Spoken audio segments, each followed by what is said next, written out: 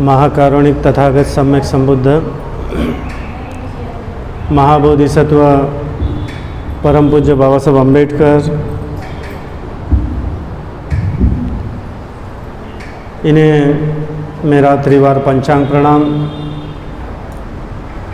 उपस्थित उपासिकाएं, उपासक और प्यारे बच्चों,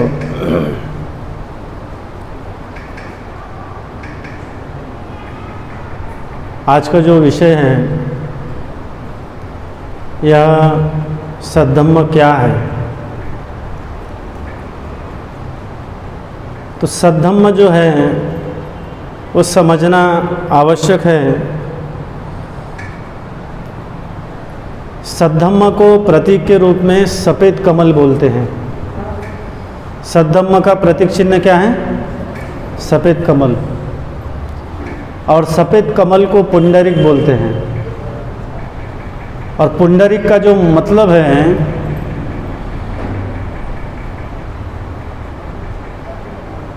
पुंडरिक का जो मतलब है, पुंडरिक को पांडुरंग बोलते हैं। पांडुरंग को पंढरपुर बोलते हैं। पंढरपुरचा पांडुरंग।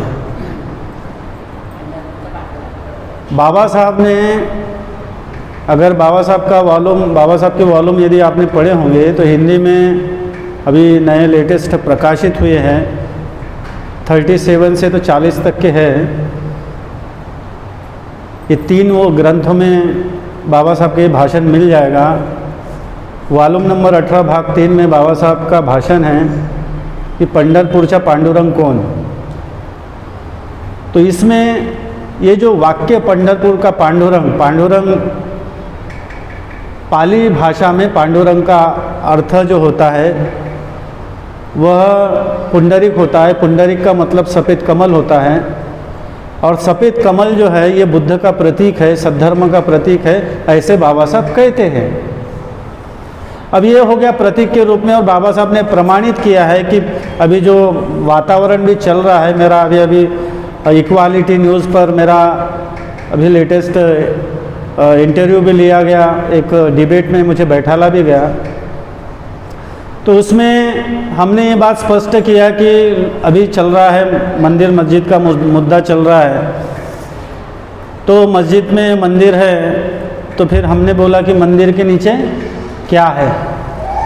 तो मंदिर के नीचे बुद्ध हैं, बुद्ध विहार है।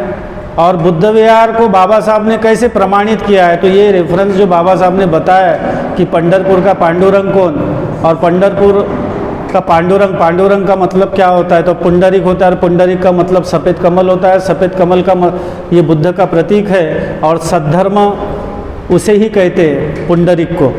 तो इस तरह से ये सद्धर्म इस शब्द का के इस शब्द पर भी एक बुद्ध विहार बना था उस काल में। जो आज का पंढरपुर का जो मंदिर बोलते हैं वो इस शब्द पर सद्धर्म पुंडरिक विहार ऐसा यानी उसका नाम था। अभी तो सद्धम्म विहार नागपुर में हैं और एक साथ 2 विहार निर्माण किए गए थे। नागपुर में गुरु चंद्रमणि जी के हाथ से उद्घाटन किया गया। और जो जापान के फुजी गुरु जी हैं वो भी आए थे, तो उनके हाथों से नागपुर में सद्धर्म बुद्ध विहार हैं और सद्धर्म भारतीय सद्धर्म बुद्ध विहार। साथों साथ राजगीर पर जो रत्नागिरी टेकड़ी है, पहाड़ी है, वहाँ पर भी सद्धर्म बुद्ध विहार है, यानी जापानी सद्धर्म बुद्ध विहार। इस तरह से सद्धर्म जो शब्द है, सद्धम्म जो शब्द हैं, बाबा साहब ने बुद्ध और उनके धम्म ग्रंथ में सीधी एक लाइन लिखा है। सद्धम्म का मतलब क्या है? क्या किसी को पता है? कोई जानता है सद्धम्म यानी क्या? सद्धम्म को हम थोड़ा सा विस्तार से करते, उसको कहेंगे सतधम्म। अब सतधम्म का मतलब क्या होता है? उसका मतलब क्या है? कोई जानते हैं? क्या है, मुझे प्रवचन करना नहीं आता, मैं चर्चा करता हूँ, हमेशा वार्तालाप करता हूँ। ये वार्तालाप करेंगे तो मेरी बात आपको समझेंगी, आपकी बात मुझे समझेंगी। हाँ? सत्य धर्म। अब सत्य क्या है? सत्य क्या है?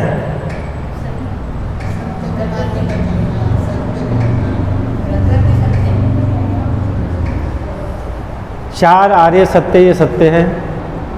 आर्य अष्टांगिक मार्ग ये सत्य है। राम नाम झूठ है बरा, है ना? राम नाम झूठ है। वो पेरियर रामास्वामी ने किताब लिखे हैं तो उन्होंने वहाँ पर बताया है। लेकिन सब धम्म का जो मतलब है ये तो हो गया सत्य क्या है। सांस लेना और छोड़ना ये भी सत्य है। और बुद्ध ने बताया कि सांस आप लेते कैसे हो। अगर मैं आपको पूछूं कि आपकी ज़िंदगी कितने पल की है तो आपका जवाब क्या होगा? आपकी ज़िंदगी कितने पल की है? कितने पल की है, या कितने समय की है, या कितने वर्षों की है, या कितने साल की है, या कितने शताब्दियों की है?